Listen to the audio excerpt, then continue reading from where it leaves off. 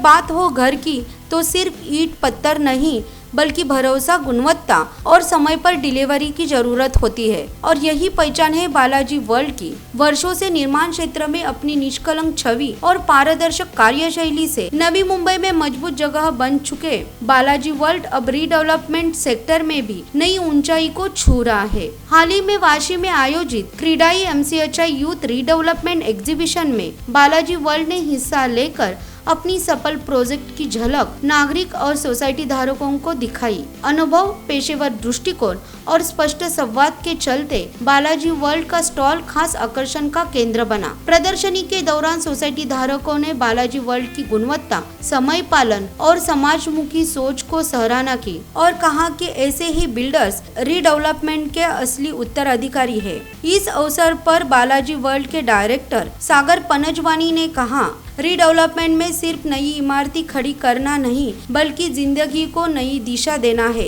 यह एक सामाजिक जिम्मेदारी है और हम पूरे समर्पण और ईमानदारी से निभाते रहते हैं। So this is for the first time whereby CREDAI MCHI Youth has brought in a concept in Navi Mumbai, जहाँ पे उन्होंने एक लेवल प्लेइंग फील्ड दिया है सारे डेवलपर्स के लिए ही नहीं बल्कि सोसाइटी मेंबर्स के लिए भी। इट्स अ ओपन फोरम जहाँ पे सोसाइटी मेंबर्स विजिट कर सकते हैं। They can meet more than 30, 35, 40 members, जान सकते हैं, थॉट्स एक्सचेंज कर सकते हैं and you know they can go ahead with a sane mind, with a clear mind कि रीडेवलपमेंट एग्जैक्टली होता कैसे है।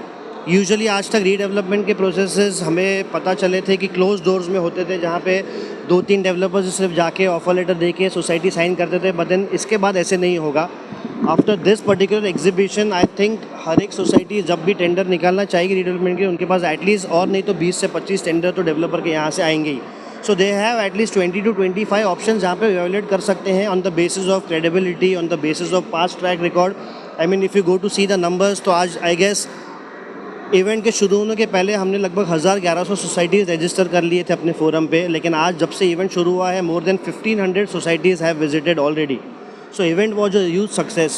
If I talk about the company, so we have been already developing, we have been already doing redevelopment projects. We have a redevelopment project going on in Kalyan, जहाँ पे the plot area is around 5000 square meters. It had around 107 tenants. अगर मैं construction की और deliverance की बात करूँ तो हमने लास्ट ईयर April 14 मुझे याद है हमने प्रोजेक्ट लॉन्च किया था और अब हम जून 2025 में बैठे हैं। With in a period of 1 year we have completed almost 50% of the construction work. So I guess we are now evaluating redevelopment more precisely with a more better experience and I guess we are open to the societies. आज हमें बहुत अच्छा response मिला है। I guess we have around 150 plus societies who have visited our stall and let's see how it goes then. I mean अगर आप मेरे मुंह से सुनना चाहोगे तो मैं बोलूँगा हमारी कंपनी की पॉलिसी आज तक सिर्फ एक ही रही है, डिलीवरेंस एंड डिलीवरेंस। हमारा फोकस सिर्फ डिलीवरेंस पे ही रहता है एंड क्वालिटी कंस्ट्रक्शन पे। अगर आप हमारा बैकड्रॉप भी देखोगे तो हमने यहाँ पर कोई एलिवेशंस, कोई प्रोजेक्ट्स नहीं दिखाए, हमने की हाइलाइट्स दिखाए, timely delivery, top notch quality, credibility और पास्ट ट्रैक रिकॉर्ड के बेसिस पे ही हम चाहेंगे कि सोसाइटी हमें इवैल्यूएट करे।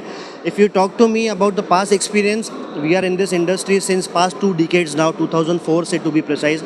आज तक एक भी हमारे प्रोजेक्ट पे स्टॉप वर्क नोटिस, लिटिगेशन नहीं है। जितने प्रोजेक्ट आज से डेवलप किए सारे के प्रोजेक्ट्स को OC है, 100% ट्रैक रिकॉर्ड है। Not a single litigation is pending in RERA. So I think we have a good basis, we have a good ground to go ahead with the redevelopment.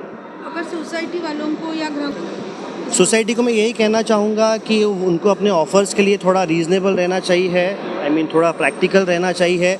उन्हें offers सिर्फ extra carpet area के basis पे evaluate नहीं करने चाहिए। Builder का track record देखिए, past experience देखिए, क्वालिटी कंस्ट्रक्शन देते कि नहीं, उनके पास प्रोजेक्ट्स आप विजिट करिए, पास मेंबर्स को आप थोड़ा डिस्कस करिए, उनका माइंडसेट समझिए और उसके बेसिस पे एक सेम डिसीजन लिए। ऐसे नहीं कि किसी डेवलपर ने एरिया एक्स्ट्रा ऑफर कर दिया तो आप उनको ही सोसाइटी दो।